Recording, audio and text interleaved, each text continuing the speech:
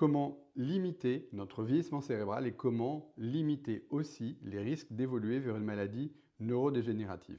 Alors si vous savez sûrement que manger sainement et faire du sport régulièrement y contribue, il y a bien d'autres choses que vous pouvez faire pour diminuer ce risque.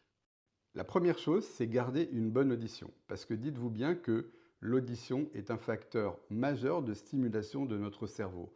Et donc si jamais vous sentez que vous entendez mal, il faut aller voir un otorino, faire un diagnostic et le cas échéant, vous faire appareiller avec des prothèses auditives. La deuxième chose, c'est d'avoir une bonne qualité de sommeil parce que c'est pendant que l'on dort que notre corps se répare et notre cerveau aussi. Et si jamais vous faites de l'apnée du sommeil, eh bien là aussi, il faut vous faire diagnostiquer et traiter. La troisième chose, ça peut paraître bête, il faut vous protéger la tête en portant un casque quand c'est nécessaire, par exemple en faisant du vélo ou du ski. Parce que dites-vous bien que même un traumatisme mineur peut avoir des conséquences long terme importantes.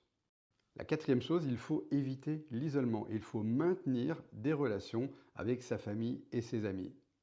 La cinquième chose, il faut faire travailler régulièrement son cerveau. Par exemple, en lisant, en apprenant une nouvelle langue ou en jouant d'un instrument de musique. Et la sixième chose qui est beaucoup moins connue, il faut avoir une bouche en bon état parce que qui dit infection dentaire dit inflammation et on a démontré qu'il y avait un lien avec certaines maladies neurodégénératives. Est-ce que tu le savais ?